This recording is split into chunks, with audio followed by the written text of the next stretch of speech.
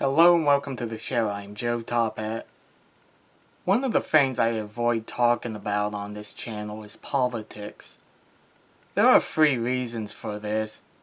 One, I get bored with it very quickly. Yeah, I have my own opinions and I do check out the news from time to time, but for the most part, I prefer to stick with cartoons. Two, this channel was never meant to be a political forum. And three, nobody subscribes to this channel or watches the videos because they want to hear what I have to think about a hot button issue. You guys just want to hear me talk about a Peanuts character or whatever cartoon I happen to be reviewing. Unfortunately, not every cartoon avoids politics. Case in point, Captain Planet. This show was meant to be Ted Turner's environmentalist propaganda. I reviewed the episode 12 Angry Animals a long time ago and haven't done another since because I prefer not to think about this show. Unfortunately, doing reviews means you often have to look at something you don't like. So the episode I'm going to talk about today is called A Good Bomb is Hard to Find and it features Hitler. Cartoons have featured Hitler before, specifically during World War II, and a lot of them are very good. So, is there a chance that this episode would be any good? No, because it's Captain Planet. But how bad is it? Let's find out. Dr. Blight has invented a time machine that allows her future self to come visit. This doesn't seem like the most practical way to use a time machine. Shouldn't she use it to travel back in time to prevent the Planeteers from ever getting their rings? Or go back to get some historical figures to pass a history report? Or to go back and accidentally prevent her parents from meeting and falling in love, thus preventing her own birth? Or to travel through time and space with a different companion and regenerate once in a while? Anyway, future Dr. Blight has a flying computer replacement of Mal called Gal, because she's a girl. He is smitten by her, but she belittles him every chance she gets. She does, however, fall in love with him in the end. I'm revealing this now because it's not worth saving for later.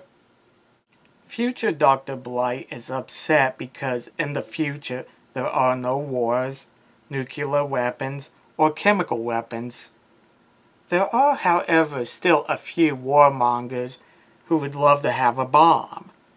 Her plan is to build one, go to the future, sell it to the highest bidder, and start a new arms race. Present Dr. Blight has an even better idea. Though not stated at this point, future Dr. Blight already knows what it is. Her plan is to go back to World War II and sell it to Hitler.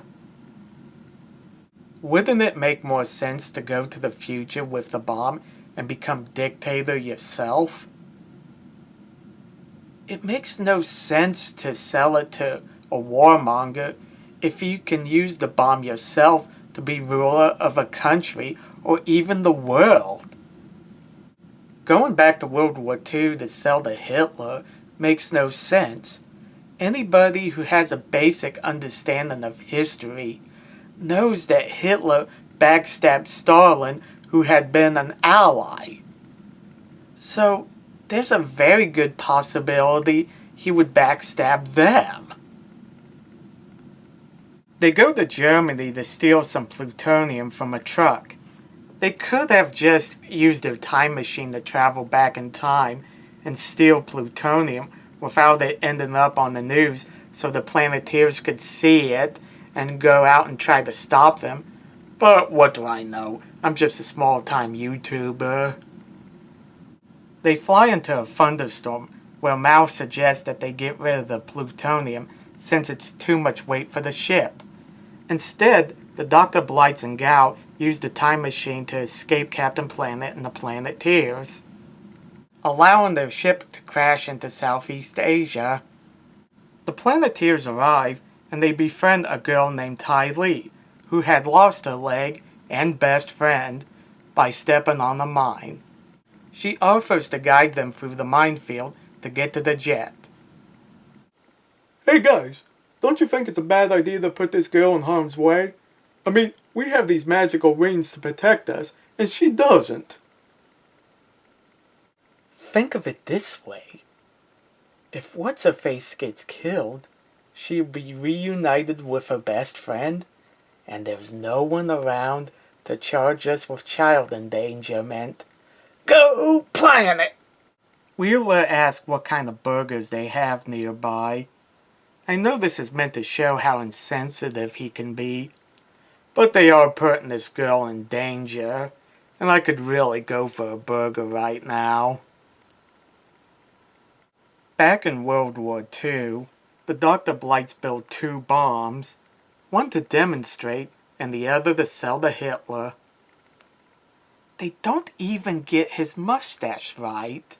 Everyone knows he had a Charlie Chaplin mustache. Although he's never referred to by name, it's World War II Germany, and he's called Führer. That's Hitler. If they're going to include him, at least get his look right. The Planeteers go back in time with Ty Lee. Why? I don't know or care at this point. Hitler has them all arrested, including the Dr. Blights. Gee, I didn't see that coming. They call Captain Planet to get rid of the bomb that had been accidentally activated by future Dr. Blight. Apparently, Hitler's evil weakens him. Why? Because hate is toxic. Why are you a superhero? Your job is to fight against bad guys who are filled with hate. Being weakened by it makes you useless. That's like Superman being weakened by Lex Luthor's boldness. You have the powers of the earth, and yet you're weakened by a hate-filled man? You might as well be called Captain Useless. To wrap this up, Captain Planet gets rid of the bomb, Allied soldiers arrive, the Planeteers take the Dr. Blights to the future, where they must dig up the mines, and Ty Lee gives a soldier a note to warn her grandparents about the mine. Now she has both legs, and most likely her friend is alive again. What was the point of this episode? As bad as Captain Planet is, at least the message it was trying to send out in their episodes is always clear, even if they didn't do a good job of it. With a good bomb is hard to find, I really can't tell what it is. The episode does end with Guy saying that if we learn from the past, history doesn't have to repeat itself. And being a history buff myself, I fully agree with that, but it feels tacked on. The characters don't learn anything from the past, and there was no reason to go back to World War II.